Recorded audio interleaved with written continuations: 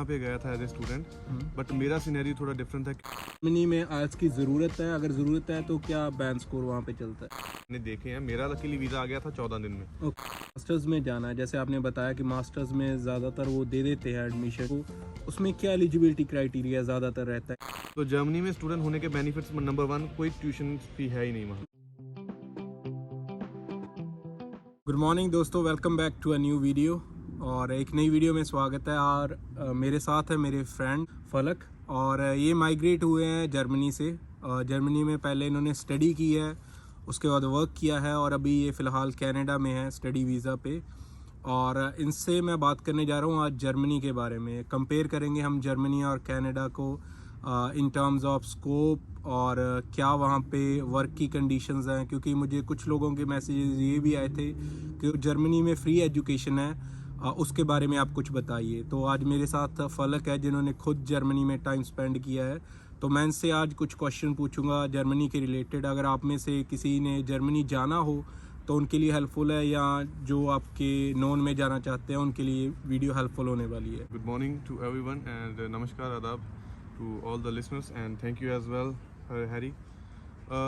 So let's start with the first thing that मैं वहाँ पे गया था एज ए स्टूडेंट, बट मेरा सिनेरियो थोड़ा डिफरेंट था। जो नई चीज़ है जिसके बारे में किसी को आइडिया नहीं होता, तो वो है कि जर्मनी में हायर सेकेंडरी जो है वो 13 साल की है। Okay, not like unlike India we have 12 years higher secondary, वहाँ पे 13 साल की है। तो वहाँ पे सबसे पहली चीज़ जो प्रेपरेशन के तौर पे होती है वो 2 तरीके हैं कॉलेज का एक्सेस पाने के लिए या यूनिवर्सिटी का एक्सेस पाने के लिए।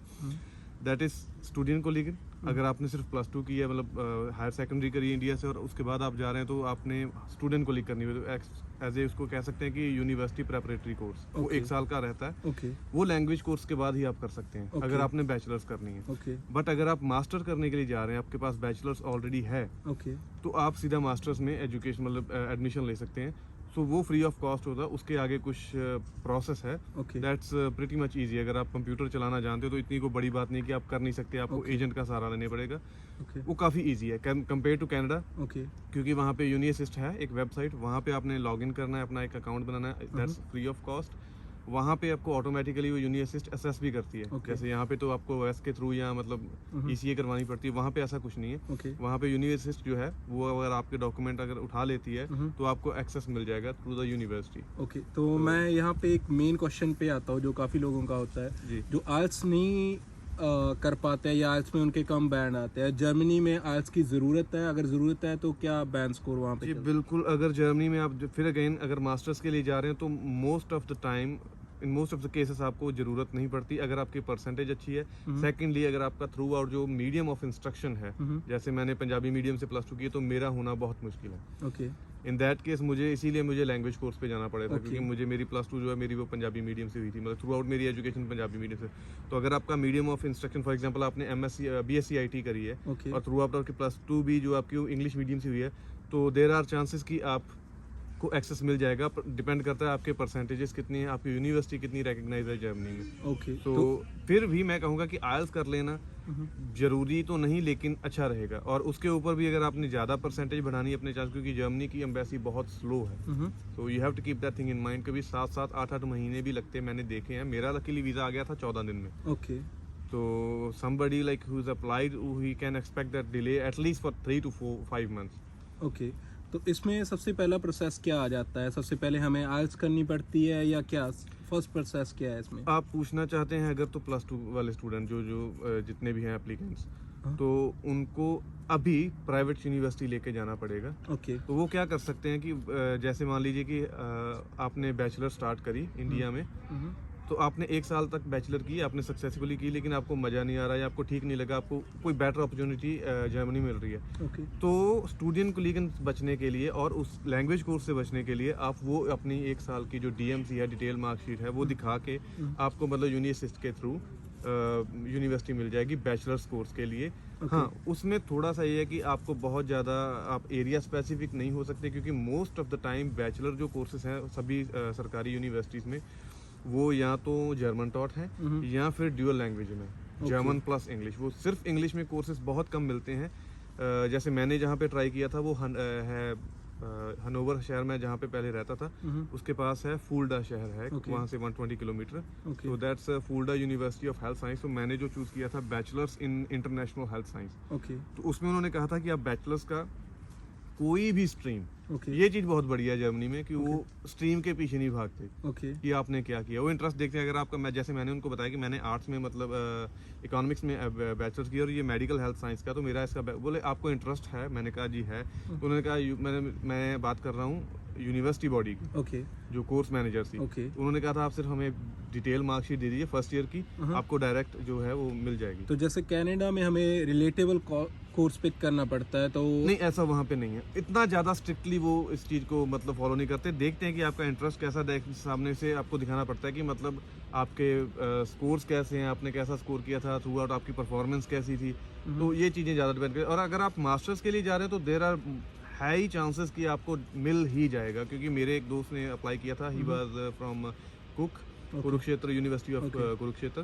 तो उसने बीटेक किया हुआ था, उसका बड़े आराम से हो गया था और उसका वीज़ा भी आई थिंक 2-2.5 महीने में आ गया था। बड़े आराम से सिलेक्शन होते। कुछ यूनिवर्सिटीज़ जैसे हैनोवर की यूनिवर्सिटी है, लाइबनिज यूनिवर्सिटी, तो लाइबनिज यूनिवर्सिटी डायरेक्टली एक्सेसिबल है और वो पब्लिक यूनिवर्सिटी भी है।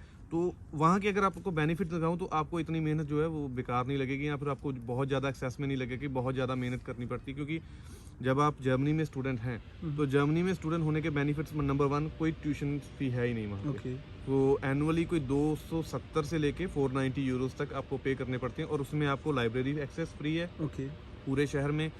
ऑलमोस्ट 200-250 किलोमीटर का transport access except ICE intercity express, क्योंकि वो 200-250 की स्पीड से चलती है, उसमें नहीं मिलता। ओके अदरवाइज बाकी सब कोई ट्रांसपोर्ट है, चाहे वो ट्रैम है, बस है, मेट्रो है, एनीथिंग 200-250 किलोमीटर का आपको एक्सेस मिलता है। एक लाइब्रेरी कार्ड के साथ आपको मिलता है, बान कार्ड बोल देते हैं। Okay. बान का मतलब रेल होता है वैसे। ओके बान कार्ड मिलता है, तो वो आपको एक्सेस देता है थ्रू आउट मतलब एरिया जो 250 किलोमीटर का डायमीटर गिन लीजिए या 200 किलोमीटर का डायमीटर गिन लीजिए, वो आपको फ्री में एक्सेस मिल जाता है। ये बहुत बड़ी चीज़ है। और उसके बाद अगर आप पब्लिक यूनिवर्सिटी से ग्रेजुएट हैं तो हो सकता है कि मेरे एक दोस्त हैं वो ब्रीमन यूनिवर्सिटी में थे, सॉरी हैनोवर वाली लाइबनिज यूनिवर्सिटी में थे। उसके बाद उनकी इंटर्नशिप लगी ब्रीमन में and now he is working as an engineer okay और काफ़ी अच्छा पैकेज है उनका। ओके तो इसमें मेरा क्वेश्चन ये है कि अगर किसी ने मास्टर्स में जाना है, जैसे आपने बताया कि मास्टर्स में ज़्यादातर वो दे देते हैं एडमिशन जर्मनी में, तो उसमें क्या एलिजिबिलिटी क्राइटेरिया ज़्यादातर रहता है? क्या परसेंटेज चाहते हैं वो, या क्या वो लैंग्वेज में स्कोर चाहते हैं? क्या उनका एलिजिबिलिटी? देखिए, जैसे मैंने कहा था कि बैचलर्स में वो इतना ज़्यादा नहीं पीछे पड़ते कि आपने अपने हायर सेकेंडरी में क्या किया, लेकिन अगर आपने मास्टर्स में एडमिशन लेनी तो डेफिनेटली रेलिवेंस होनी वहाँ पे ज़रूरी बन जाती है। जैसे आपने बीटेक किया तो एमटेक में ले सकते हैं।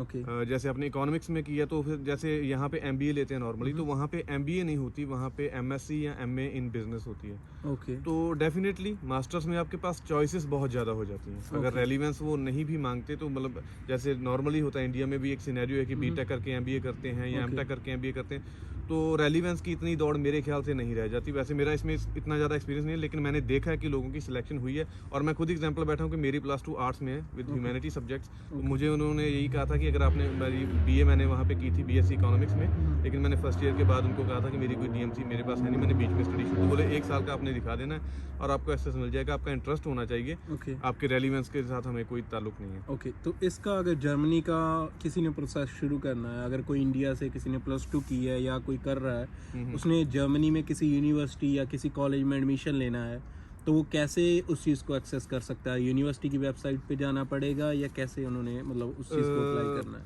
अगर तो +2 ही करी है और उसके आगे कोई प्लान नहीं है, जैसे मेरे पास 1 साल की डिटेल मार्कशीट, तो फिर उस केस में हम 2 चीज़ें कर सकते हैं। एक तो लैंग्वेज कोर्स लेके जा सकते हैं, जिसमें अब जाके थोड़े से चांसेस कम है, क्योंकि लैंग्वेज कोर्स पे जितने भी स्टूडेंट गए थे उन्होंने किसी ने स्टडी अपनी कंप्लीट नहीं करी, कोई कैसे कर गया, कोई कैसे कर गया। तो 2 तरीके हैं, 3 ऑप्शन है मेरे ख्याल से। एक तो प्राइवेट यूनिवर्सिटी ले लें, 1 साल तक वहाँ पे स्टडी करें, उसके बाद 1 साल की स्टडी दिखा के, जर्मनी की होगी वो प्राइवेट यूनिवर्सिटी या प्राइवेट इंस्टीट्यूशन, तो किसी पब्लिक यूनिवर्सिटी में एक्सेस आपको उससे मिल जाना है। दूसरा ऑप्शन, आप इंडिया से B2 लेवल कर लें। ओके B2 लेवल करके सीधी कोई पब्लिक यूनिवर्सिटी आप अप्लाई कर लें, क्योंकि B2 लेवल करते करते आप 1 साल तो कम से कम बैचलर्स में लगा सकते हो, that's not a big thing. तो उतना टाइम आपको जर्मन करने के लिए 8-9 महीने का टाइम चाहिए होगा टेक्निकली, तो ये चीज़ हो सकती है।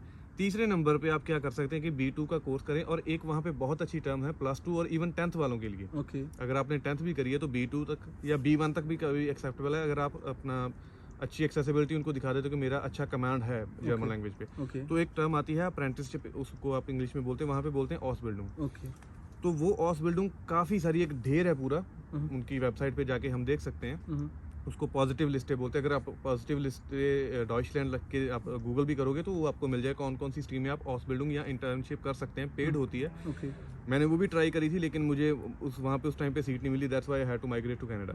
ओके तो उसमें क्या रहेगा कि आपको जर्मन लैंग्वेज B2 लेवल चाहिए होगा। ओके मेरा इसी में एक क्वेश्चन है, जी, ये जो आप B2 कोर्स बता रहे हो, ये क्या कोर्स है और कहाँ से कर सकते हैं? मैं अमृतसर में जानता हूँ थिंक जर्मनी करके, क्योंकि मैं अमृतसर से बिलोंग करता हूँ। Okay, तो ऐसे B2 आपको बहुत सारे ओके courses B2 मिल जाएंगे। मतलब जर्मन लैंग्वेज का कोर्स है। जी हाँ, ये A1, A2, B1, B2 और C2 तक ऐसे ही जाता है। ओके तो वो आपको दिखाना पड़ेगा। B2 is enough for ऑसबिल्डिंग। कभी कभी B1 भी चल जाता है, लेकिन अगर आप आउटसाइड ऑफ जर्मनी बैठे हैं तो फिर ऐसा हो सकता है ना ओके चले। जैसे हमें इंग्लिश में आइल्स करना पड़ता है वैसे। तो 6 बैंड भी B2 होता है वैसे, तो एक्सेप्टेबिलिटी 6 बैंड की तो वो भी B2 लेवल आता है। तो Okay. Same is for German. Okay यहाँ तो हम आइल्स में बैन ले लें जर्मनी नहीं, के अगर लिए? आप ऑसबिल्डिंग अप्लाई कर रहे हैं तो आइल्स की कोई जरूरत नहीं है। Okay. क्योंकि वो आपने जर्मन लैंग्वेज में स्टडी करनी है, Okay. So you have to have a good command over German language. Okay जैसे मेरे पास B2 था, मैंने B2 किया था वहाँ से, और मैंने ऑसबिल्डिंग मुझे मिल भी गई थी 3 इंस्टीट्यूशन की तरफ से मेरे पास है, क्योंकि मैं उनके साथ बात कर रहा था। तो German people are very welcoming to those people who are like having good command over language और हु आर स्पीकिंग वेल। क्योंकि ये पब्लिक डीलिंग वाली बात है, अपने नर्स के तौर पे काम करना है। Okay. तो अगर आप नर्सिंग में इंटरेस्टेड हैं तो बेस्ट कंट्री हो सकती है जर्मन, क्योंकि उसमें 850 थे उस टाइम पे, इस टाइम पे 900 कुछ यूरो मिलते हैं, 936 ऐसा कुछ होगा ओके पर मंथ आपको वो मिलते हैं। आपने 80 आवर्स काम करना है एज ए नर्स, और 80 आवर्स आपने स्टडी करनी है जर्मन लैंग्वेज में। Okay so you have to keep this thing in mind कि आपको जर्मन के ऊपर अच्छी कमांड चाहिए, अदरवाइज आपको प्रॉब्लम उतनी ज़्यादा आएगी। जितनी पहले तैयारी कम करेंगे आगे जाके प्रॉब्लम उतनी ओके आ तो जाएगी। मेन चीज़ ये आ जाती है कि हमें B2 जो आप कोर्स बता रहे हैं जर्मन का वो करके जाना अगर आप ऑस बिल्डिंग के लिए अप्लाई कर रहे हैं, अगर आप जैसे इंग्लिश ऑफ बिल्डिंग का आप एक्सप्लेन कर देंगे थोड़ा? ऑस बिल्डिंग है एक पेड इंटर्नशिप 3 साल की। उसमें जैसे पहले साल 930, दूसरे साल 1030, तीसरे साल 1130, ऐसे करके, मतलब एक मैं रफ गैस लगा रहा हूँ। ओके उस टाइम पे 870, 970, 1170 ऐसे थे। तो अभी आप लगा लीजिए 930, 1030 और 1130 आपको पर मंथ मिलेंगे, जिसमें 80 आवर्स आपको स्टडी करनी है, ओके 80 आवर्स आपको काम करना है। इसका मतलब कि वो आपको पे करेंगे वहाँ पे करेंगे पढ़ने के लिए, okay because you have to serve their community. Okay जैसे आप मान लीजिए सबसे बढ़िया स्ट्रीम जो है, सबसे इजी भी है, वो है एल्डरली केयर में, उसको बोल देते हैं आल्टनहाइम ओल्ड एज होम। ओके तो वहाँ पे आपको एज ए नर्स या एज एन असिस्टेंट सर्व करना है। उसमें ज़्यादा कुछ नहीं करना होता। जिसकी दवाई है उसको आपको दवाई खिलानी है। कोई खाना नहीं खा सकता, उसको खाना खिलाना है। ओल्ड एज होम का मे बी सिनेरियो सबको पता होगा, it's not unfamiliar thing for anyone. तो वो चीज़ सबसे बढ़िया और सबसे आसान भी। उसके अलावा कारपेंटर की आप हाउस बिल्डिंग कर सकते हैं, जहाँ आपके पास कोई पुरानी स्किल है जैसे वेल्डर की है वो कर सकते हैं। तो there is a long list as I told you. Okay तो इस केस में आप कह रहे हो कि B2 B2 कोर्स अगर हम कर लेते हैं तो हम डायरेक्टली इंडिया से अप्लाई कर सकते हैं। उसके लिए एक असेसमेंट अथॉरिटी है वहाँ पे, ओके वो आपको करानी पड़ती है। ओके तो उसके कुछ 110 यूरो के आसपास लगते हैं। तो Okay. वो आप ऑनलाइन जाके करवा सकते हैं। ओके अगर हम B2 कोर्स कर लेते हैं और अपनी असेसमेंट करवा लेते हैं तो जर्मन में हम सीधा अप्रेंटिसशिप के लिए अप्लाई कर सकते हैं? बिल्कुल, और एक्सेप्टेंस रेट उसमें बहुत ज़्यादा हाई, क्योंकि एक तो आप उनको दिखा रहे हो कि मैंने लैंग्वेज की, तो उनको पता चल जाता है कि this person is hard working enough and he has Okay. Put already like too much effort to Okay. Learn the language. Okay. तो उनको पता है कि ये लैंग्वेज बोलेगा, देन ही और she Okay. Can cope up तो विद वहाँ पे हमें ये नहीं कि हम सिर्फ स्टडी करने ही जा रहे हैं, वहाँ पे हमें वर्क करने को भी अच्छा खासा मिल जाएगा, पे रेट भी अच्छा है। पे रेट भी अच्छा है। ये 930 यूरो में जो आपको बता रहा हूँ। इसके अलावा आप एक मिनी जॉब कर सकते हैं, उसको Okay. मिनी जॉब बोलते हैं जी। 40 घंटे एक महीने में आप काम करते हो, 450 यूरो मिलते हैं उसमें। ओके तो डजन मैटर कि जैसे आपको 450 का काम करना है। Okay. अगर मान लीजिए आपका $10 यूरो काम का पर आवर आपको मिल रहा है, ओके तो आपने 45 घंटे काम करना है। ओके और अगर आपको 20 मिल रहा है तो उसी के अकॉर्डिंग उसके आवर्स आपके कम हो जाएंगे। ओके तो उसके भी बहुत सारे आगे ऑप्शन मिल जाते हैं। जैसे वहाँ पे आप अगर आप ड्राइविंग लाइसेंस बना लेते हैं, थोड़ा मुश्किल है वहाँ पे, लेकिन अगर आप ड्राइविंग लाइसेंस वहाँ पे बना लेते हैं तो पिज़्ज़ा डिलीवरी का काम बहुत ज़्यादा और अच्छी खासी टिप मिलती है। जर्मन लोग टिप बहुत देते हैं। ओके तो अर्निंग के लिहाज से भी काफ़ी अच्छा मौका है अगर आप हाउस बिल्डिंग चूज़ करते हो तो। ओके और इसमें आगे ये आ जाता है कि जब हम मान लीजिए अगर कोई सिर्फ स्टडी बेसिस पे गया है, ये तो हमने अप्रेंटिसशिप की बात कर जी। ली, अगर कोई किसी यूनिवर्सिटी या ग्रेजुएशन के लिए जाता है, किसी कॉलेज या यूनिवर्सिटी में जाता है, तो उसके बाद क्या होता है? जैसे कनाडा में हम 2 साल की स्टडी करते हैं तो 3 साल का वर्क परमिट मिलता है, वहाँ पे भी वर्क परमिट लेना पड़ता है क्या? जर्मनी क्या procedure में होता चाहे है? आपने जर्मनी में पहली बात यह है कि जर्मनी में डिप्लोमा नाम की चीज़ नहीं है। ओके जर्मनी में सिर्फ आपको बैचलर्स, मास्टर्स या हाउस बिल्डिंग 3 ऑप्शन है। Okay house building is 3 years, bachelors is 3 years and master is of course 2 years। Okay तो वर्क परमिट तीनों सूरतों में आपको 1.5 साल का मिल रहा है, 18 महीने 1.5 का। साल का। ओके थोड़ा ये ड्रॉबैक मैं कहूँगा, क्योंकि मान लीजिए अगर आपको 2 महीने वर्क परमिट प्रिंट होने में लग गए तो वो 2 महीने काट के, मतलब ओके आप अप्लाइड स्टेटस पे वहाँ पे भी काम कर सकते हो, लेकिन वो 2 महीने काट के आपको 16 महीने का ओके, मिलेगा। जैसे- ये एक ड्रॉबैक है ओके। जर्मनी का। कनाडा में जब आता है वर्क परमिट तो उस दिन मेरा से भी शुरू आया हो- नहीं, मुझे उस दिन से पता चलेगा जिस दिन मेरा आ हाँ, जाएगा। तो उस दिन से शुरू होता है जिस दिन वर्क परमिट आपका आता है। तो जर्मनी में ये जर्मनी ड्रॉबैक में ये है। ड्रॉबैक है कि जैसे मान लीजिए मेरे एक फ्रेंड के साथ ऐसा हुआ है, उसके 3 महीने प्रोसेसिंग में लगे थे and he got only 15 months of work permit, okay but he is eligible to work full time when he has applied from the Okay. Day he has applied. So मेरा उसके साथ इकट्ठा ही अप्लाई किया था, लेकिन एज आई टोल्ड यू मेरे कुछ plans में गड़बड़ी थी तो मुझे स्टडी बीच में छोड़ के यहाँ आना पड़ा।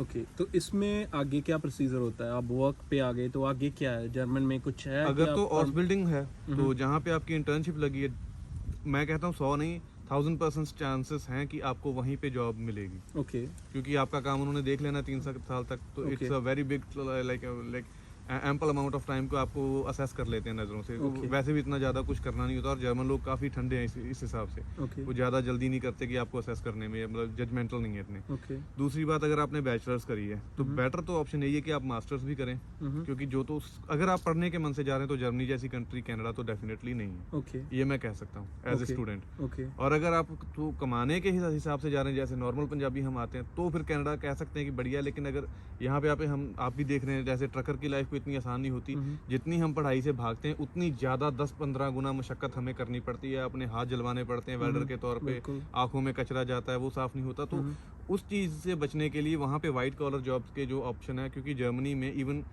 ब्यूरोक्रेट्स की कमी इतनी ज़्यादा है, मिलियंस में ओके आई थिंक 8-10 मिलियन तो ब्यूरोक्रेट्स ही उनको चाहिए। ओके तो वो चीज़ के हिसाब से देखें तो जॉब मार्केट, अभी टेस्ला अपना यूनिट एक खोल रही है बर्लिन में, तो जॉब मार्केट काफ़ी अच्छी है जर्मनी में वाइट कॉलर जॉब की अगर बात करें, ब्लू तो कॉलर की इसके जॉब। बाद मतलब आगे का क्या है? अगर जॉब मिल जाती है वर्क पे, अगर के तो साथ आप काम कर- लैंग्वेज करके जा रहे हो तो आपको किसी भी चीज़ से घबराने की ज़रूरत नहीं है। मैंने जितनी भी जर्मनी में चाहे स्टडी करी है, जहाँ मैंने पढ़ाई करी है, काम किया है, कुछ भी किया, तो मेरे लिए इजी इसलिए था क्योंकि मैंने पहले 6 महीने पूरे के पूरे स्टडी को इन्वेस्ट किए थे। मैंने लैंग्वेज अपनी सीधी करी है, क्योंकि मैं इंडिया से कुछ भी सीख के नहीं गया था, तो मेरी लैंग्वेज स्कूल का ही था मेरा वीज़ा। मेरे 6500 यूरो लगे थे उस टाइम पे। अभी वो कोर्स 9500 यूरो का है, इसलिए मैं सजेस्ट नहीं करता कि आप लैंग्वेज कोर्स लेके जाएँ, वो आपको इंडिया से काफ़ी सस्ता पड़ जाएगा। गोएथे का होता है एक टेस्ट। तो अभी मैं बात करना चाहूँगा आपके पीआर प्रोसेस के बारे में। जर्मनी का पीआर प्रोसेस क्या है? मान लीजिए 1.5 साल का वर्क परमिट मिल गया, तो उसके बाद आगे क्या स्कोप है?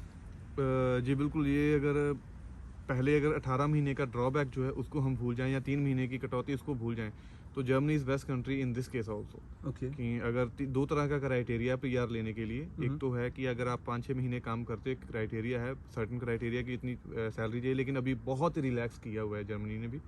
तो आपको ब्लू कार्ड अप्लाई करना पड़ता है अगर आपको एम्प्लॉयमेंट मिल जाती है परमानेंट। ओके तो पहला रूल ये है कि जैसे आपको 1 साल के एम्प्लॉयमेंट के बाद अगर कॉन्ट्रैक्टर ने, जैसे मान लीजिए आपका वीज़ा ख़त्म हो गया, वर्क वीज़ा, तो अगर आपका जॉब कॉन्ट्रैक्ट जो है आपका एम्प्लॉयर आपको 5 साल का दे रहा है, तो वो ब्यूरोक्रेट की हिम्मत नहीं है कि वो आपको 1 साल का वीज़ा दे, उसको 5 साल का वीज़ा देना पड़ेगा। ओके दूसरी बात, अगर आप सिंगल एम्प्लॉयमेंट में 33 महीने काम कर लेते हैं, जैसे आपने कहीं जॉब करी, 33 महीने आपने काम कर लिया, ओके तो you are eligible for permanent residency. Okay ठीक है जी। तीसरे नंबर पे आता है ब्लू कार्ड, Okay. जो आप कुछ सर्टेन कंडीशंस होती हैं एम्प्लॉयमेंट हासिल करने के बाद, अगर आपको ब्लू कार्ड मिल जाता है तो ब्लू कार्ड की 21 महीने की जो है मैच्योरिटी, वो आपको एलिजिबल कर देती है पीआर के लिए। ओके मुझे ये पूछना है कि आपने 3 सिनेरियो बता दिए। ये आपने बताया है कि जो हमने 33 महीने अगर कहीं पे काम कर लिया तो हमारी परमानेंट रेजिडेंसी बनती जी है। बिल्कुल। तो ये जो आपने 33 महीने बताया है, ऑलमोस्ट मेरे 3 हिसाब साल से बन जाते 3 साल हो गए है ना? जी। तो इसमें क्या है कि ये वर्क पे हमें वर्क परमिट पे 3 साल करना है या क्या टोटल? मैं वही बता रहा हूँ, मान लीजिए आपने वर्क परमिट आपको 18 महीने का मिला, Okay. आपके 18 महीने एक एम्प्लॉयर के साथ पूरे हो गए, हम्म, सर्टेन कंडीशन, जैसे उसमें थोड़ी सी रेलेवेंस वो देखते हैं कि सर्टेन लेवल ऑफ सैलरी होता है हम्म, और सर्टेन लेवल ऑफ आवर्स होते हैं कि जो आपकी ग्रॉस सैलरी इतनी बननी चाहिए। मे बी उस टाइम पे कुछ और था, अभी कुछ और होगा, वो हमें अप टू डेट रहना पड़ता है उसके लिए। हम्म, तो उस टाइम पे था 3300 ग्रॉस सैलरी, ओके तो वो आपको दिखानी पड़ती है, और certain level of like certain number of hours होते हैं वो हमको दिखाने पड़ते हैं। उसके बाद जैसे जर्मनी में सिनारियो है कि एक प्रोबेशन पीरियड होता है ओके 6 महीने का। कोई भी एम्प्लॉयर इनिशियल जो आपका वर्क कॉन्ट्रैक्ट है 6 महीने के ऊपर नहीं बनाएगा, मैक्सिमम 3 महीने होता है वैसे तो, या मैक्सिमम 6 महीने तक होता है। ओके। तो 6 मंथ के प्रोबेशन पीरियड के बाद आप अपना नया कॉन्ट्रैक्ट ले सकते हो उससे। वो चाहे आपको साल का दे दे, 2 साल का दे दे, चाहे वो 10 साल का दे। मेरे ख्याल से 5 साल के ऊपर तो नहीं देता, लेकिन 3 साल का मिनिमम वो बना के दे सकता है। तो वो 3 साल का कॉन्ट्रैक्ट लेके आप ऑसलैंडर बिहोड़े बोलते हैं इमिग्रेशन ऑफिस को जर्मन लैंग्वेज में, तो आप ऑसलैंडर बिहोड़े में जाएंगे, वहाँ पे ब्यूरोक्रेट को बोलेंगे कि मुझे मेरे वीज़ा में ये वाला अपडेट चाहिए। ओके। उसी टाइम पे आप ब्लू कार्ड, ब्लाउ कार्ड है वो अप्लाई कर सकते हैं। उसी टाइम पे आपका जो वीज़ा है वो एक्सटेंड हो जाएगा, ओके। जब आपका नया वीज़ा बन के आ जाएगा। ओके, ये ब्लू कार्ड की क्या डेफिनेशन है? ब्लू कार्ड एक तरह से कह लीजिए कि जर्मन पीआर है। ओके। एक्सेप्ट पोलिंग आपको सभी राइट्स मिलते हैं। और जर्मनी में एक चीज़ बहुत बड़ी है, जैसे मैंने यहाँ पे आके जो चीज़ देखी मुझे अच्छी नहीं लगी बिल्कुल भी। जैसे आप मैकडोनल्ड में काम करें, टिम होटन पे काम करें, या ऐसे किसी भी क्विक सर्विस रेस्टोरेंट में काम कर रहे हैं, तो आपको in most of the cases आपको इंश्योरेंस सर्विस नहीं मिलती, इंश्योरेंस प्रोवाइड नहीं करवाया जाता। लेकिन जर्मनी में अगर आप मिनी जॉब नहीं कर रहे हैं, मिनी जॉब से यानी कि 45 आवर से ऊपर काम कर रहे हैं मंथली, तो एम्प्लॉयर की एक लाइक बाउंड है, he has to provide you with insurance. मेरा अभी भी इंश्योरेंस कार्ड मेरे पास है जो जर्मनी में है। ओके। तो ये चीज़ एक बढ़िया एम्प्लॉयर के हद से। और फिर से मैं बता रहा हूँ कि मतलब वो जजमेंटल नहीं है, जर्मन एम्प्लॉयर्स बहुत अच्छे हैं, ओके। बहुत सपोर्टिव हैं। अगर आपका काम उनको अच्छा लगता है और आप इनफ एफर्ट्स डाल रहे हो, लेस देन इनफ भी डाल रहे हो, अगर उनको अच्छे लग रहे हो कि आप डिसिप्लिन हैं, एटलीस्ट एफर्ट्स कम पर ज़्यादा हो जाए, ठीक है, डिसिप्लिन वो बहुत वैल्यू करते हैं। आप पंक्चुअल हैं, टाइम पे आ रहे हैं काम पे, आप मतलब अच्छे समझ रहे हैं, you are receptive enough, then in that case आपको बहुत चांसेस है कि वो 6 महीने के बाद, मुझे खुद को मतलब उन्होंने कहा था कि अगर आप नहीं, because I was manager in McDonald, तो उन्होंने खुद कहा था कि हम आपके साथ ऑसलैंडर बिहोड़े जाएंगे और आपको वीज़ा 3 साल का लेके देंगे, किसी तरीके से लेके दें। लेकिन मेरी उस टाइम पे मजबूरी ये थी कि मैं इन्वेस्ट कर चुका था बहुत बड़ा अमाउंट कनाडा के लिए, और मैं उस टाइम पे वापस नहीं आना चाहता क्योंकि मेरी फैमिली यहाँ है, तो मेरा आना जरूरी बन गया था। अदरवाइज मेरा कनाडा मतलब वहाँ पे काफ़ी अच्छा सेटलमेंट था उस टाइम पे। ओके। तो किन चीज़ों में अगर मैं पीआर की दोनों की कंपैरिजन करूं, कनाडा और जर्मन की, जी कनाडा की अगर हम 2 साल की स्टडी करते हैं, 3 साल का हमें वर्क परमिट मिलता है, तो ऑलमोस्ट हमारी 3.5-4 साल में पीआर हो जाती है। जी। तो जर्मन में आप एक एवरेज केस लगा के चलते हो तो कितने टाइम में पीआर हो जाती है? जर्मन में थोड़ा लंबा टाइम लगेगा, that is hard answer, but it is fact कि आपको 5 साल से ऊपर ही जाना पड़ेगा ब्लू कार्ड तक पहुँचे, क्योंकि ब्लू कार्ड जो आपको ब्लाउ कार्ड में मिलता है तो वो काफ़ी देर तक, मतलब जैसे मैं बता रहा हूँ कि 21 महीने तक वैलिड होता है, और 21 महीने के बाद मतलब आपको पीआर मिल जाती है। लेकिन मेरे ख्याल से आपको कम से कम सब्र रखना पड़ेगा कि 3 साल की तो स्टडी चलेगी, चाहे वेदर इट्स ऑसबिल्डिंग और बैचलर्स या फिर मास्टर्स के बाद भी। तो 3 साल ये जो हो गए, आप 5 साल लेके चलो कि 5 साल, इवन कि ब्लाउ कार्टे में आपको सेम अमाउंट ऑफ बेनिफिट्स मिलते हैं, सेम टाइप ऑफ बेनिफिट्स आपको अवेल आप कर सकते हैं। जैसे आप मैरिड हो तो आप अपने वाइफ को, अपने स्पाउस को, इवन अपने बच्चों को बुला सकते हो और बच्चे आपके फ्री में पढ़ेंगे वहाँ पे। ओके। तो वो सारी बेनिफिट्स, वो सारी फैसिलिटीज़ मिलती हैं, लेकिन टाइम थोड़ा ज़्यादा लगता है जर्मनी में। ओके। तो इसमें जो स्टडी का आपका एक्सपेंस है, उसमें कुछ भी एक्सपेंस नहीं आता आपका, या कुछ है expense? As long as you are studying in private like public university, आपका कोई एक्सपेंस नहीं। वो मैंने आपको बता दिया कि जैसे लाइबनिज यूनिवर्सिटी में मेरा दोस्त पढ़ता था, उसका 270 आता था। जिस यूनिवर्सिटी में मैंने अप्लाई किया था, फुल्डा यूनिवर्सिटी ऑफ हेल्थ साइंस, उसमें मेरा 290 था। तो ये 290 किस चीज़ का? 290 1 साल का था, जिसमें आपको दूसरे बेनिफिट्स मिलते हैं, जैसे लाइब्रेरी एक्सेस, वो जो बान कार्ड मिलता है, मतलब उसको आप कह लीजिए ट्रांसपोर्ट कार्ड कह लीजिए इंग्लिश में, तो उस चीज़ों का ऐसे कुछ फैसिलिटीज़ होती हैं। जैसे और अमेनिटीज़ की कह सकते हैं कि एक्सेसिबिलिटी, जैसे जो जिम है या स्विमिंग पूल्स हैं, या ऐसी कुछ भी बेनिफिट्स जो आपको कॉलेज या यूनिवर्सिटी के साथ मिलती है, उस चीज़ का आपको थोड़ा सा रेंट देना पड़ता है, और ये बहुत मामूली है। मैं 1 साल की बात कर रहा हूँ, 290। सो $290 इंडिया के कितने बन जाएंगे आपके साथ? 290 यूरो इंडिया के। जैसे आप उस टाइम पे, जिस टाइम पे मैंने छोड़ा था, उस टाइम पे यूरो काफ़ी हाइक पे था, 92 रुपीज़ पर यूरो था। तो आप मेरे ख्याल से 88 से आप इसको मल्टी कर सकते हैं। ओके, 90 से अगर हम हाँ, 90 से मल्टी करें तो 300 यूरो लगा लें आप। 27,000 जी, 27,000 ये आपका सेमेस्टर का एक चार्ज होगा। Okay. और कई यूनिवर्सिटी में इससे भी कम है, ये कब वेरी करता है, मतलब एक यूनिवर्सिटी का और है, दूसरी का कुछ और है, सो इट डिफरेंस लाइक। तो ऑलमोस्ट हम मान के चलें कि 30,000 इंडियन रुपीस के करीब आपका सेमेस्टर कवर हो रहा है, और उसमें आपका कुछ खर्चा, जैसे यहाँ पे मैंने जब आके देखा, अगर आप मतलब प्राइवेट इंस्टीट्यूशन में भी पढ़ रहे हैं या हाउस बिल्डिंग कर रहे हैं स्पेसिफिकली, तो आपका 60 यूरो का कार्ड बनेगा, उसको बोल देते हैं मोबाइल कार्ड है हाउस बिल्डिंग। तो उसमें आपको एक्सेस मिलता है, चाहे वो ट्रैम है, चाहे वो जैसे यहाँ पे अभी आपने एक बस लिया है टीटीसी की, और दूसरा आप यॉर्क रीजन से या ब्रैम्पटन रीजन ट्रांसपोर्ट से ले रहे हैं, तो आपको अलग से फेयर पे करना पड़ता है और काफ़ी अच्छा खासा पे करना पड़ता है 2 घंटे के लिए। वहाँ पे पूरे दिन के लिए अगर आप एक टिकट लेते हैं, नॉर्मल टिकट जो सिंगल टिकट है 7 यूरो की आती है, अभी 8 यूरो 80 की हो गई है वो, तो आपको किसी भी ट्रैम, बस, मेट्रो या फिर रेल में 4 जोन तक आपको फ्री फेयर करने के लिए 24 आवर्स के लिए आपको एलिजिबल कर देती है। और अगर आप मंथली कार्ड लेते तो उस टाइम पे जब मैंने गया था नया नया तो 55 का था, अभी आई थिंक वो 70 समथिंग का हो गया, 78 या 80 का होगा। तो वो पूरे महीने आपका कुछ चार्ज नहीं लगता, उसी में आप 4 जोन तक, मतलब पूरे जर्मनी का वो जो शहर है, जैसे आप बर्लिन में रहते हो, लास्ट में मैं बर्लिन में था, तो वहाँ पे आप मतलब पूरा ट्रैवल कर सकते हो बिना किसी रिस्ट्रिक्शन के। ये एक सबसे बड़ी खूबसूरती है जर्मनी में रहने की। ओके, तो ये जर्मनी का हमने परमानेंट रेजिडेंसी को कंपैरिजन कर लिया, वर्क का कंपैरिजन हो गया जी। वर्क में आप कैसे देखेंगे कि आवरली, जैसे यहाँ पे तो अभी आवर्स का हटा दिया है रेंज, जो भी स्टूडेंट्स आ रहे हैं उनको वो 20 घंटे से ऊपर कर सकते हैं। I think students can adjust a lot, so मुझे वो चीज़ मेरे ख्याल से यहाँ पे बताने की ज़रूरत नहीं है कि कैसे स्टूडेंट एडजस्ट करते हैं। लेकिन जर्मनी में जॉब ढूंढना बहुत आसान है। जैसे यहाँ पे आपको रेफरेंसेस चाहिए, इवन आप जॉब एजेंसी में भी जाते हैं तो आपको रेफरेंसेस चाहिए, लेकिन वहाँ पे ऐसा कोई सीन नहीं है। अगर आप पब्लिक यूनिवर्सिटी में आप पढ़ रहे हैं तो डेफिनेटली आपको काम मिल जाएगा और अच्छा खासा काम मिलता है। 10-12 यूरो आपको पर आवर मिलते हैं, तो जो कंपैरिजन करते हैं कैनेडियन डॉलर से, तो जैसे आपको 12 यूरो मिल रहे हैं तो आप गिन के चलिए $21 बन जाते हैं। ओके। और वहाँ पे लिविंग एक्सपेंसेस अगर आप रेंट की बात करें तो ऑलमोस्ट सिमिलर है। ओके। जैसे 300 यूरो से कम आपको रेंट कमरे में नहीं आएगा। अगर आप मिल के 3-4 जने ले लेते, तो जैसे यहाँ पे बेसमेंट ले रहे हैं तो वहाँ पे आप अपना रेंट कम कर सकते हैं, 200 भी आ सकता है। ओके। ग्रोसरी काफ़ी अच्छे दाम पे है वहाँ पे, ओके। स्पेसिफिकली मैं कहूँगा। और उसके बाद लिविंग एक्सपेंसेस में सबसे ज़्यादा पैसे अगर यहाँ पे खर्च होते हैं वो है गाड़ी पे। ओके। यहाँ पे आपको, अगर आप ब्रैम्पटन में रह रहे हैं तो मेरे ख्याल से 450 से 800 तक भी जा सकता है मंथली आपका इंश्योरेंस। ओके। वहाँ पे मैंने जब गाड़ी रखी थी तो वहाँ पे मेरा 45 यूरो जाता था ओके, तो मंथली, तो insurance 145 यूरो का मान लीजिए मैंने करवाया था 3 महीने के लिए। ओके। तो वो काफ़ी सस्ता है, गाड़ियाँ काफ़ी सस्ती हैं। और उसके बाद सबसे बड़ी खूबसूरती मैं बताऊं, जैसे आपके पास अभी जर्मन वीज़ा है, किसी भी स्टेटस पे हो, चाहे इवन आप टूरिस्ट हो, जब तक वो वीज़ा वैलिड है तो you have access to all 28 European Union countries. Okay. तो मैं उसी जर्मन वीज़े पे मैं पोर्टुगल घूम के आ चुका हूँ, मैं एम्स्टर्डम भी घूमा हूँ। उसके बाद मैंने फ्रांस जाना था लेकिन कोविड की वजह से नहीं जा पाया। देन और इससे भी बड़ी खूबसूरती है कि वहाँ पे फेयर्स बहुत कम लगते हैं। मैं चेक रिपब्लिक गया था, 75 यूरो में हम 2 जने गए थे और 79 यूरो में हम वापस आ गए थे। होटल्स की बात करें बहुत सस्ते हैं, 24 यूरो में विद ब्रेकफास्ट आपको डबल रूम मिल रहा है, डबल बेडरूम।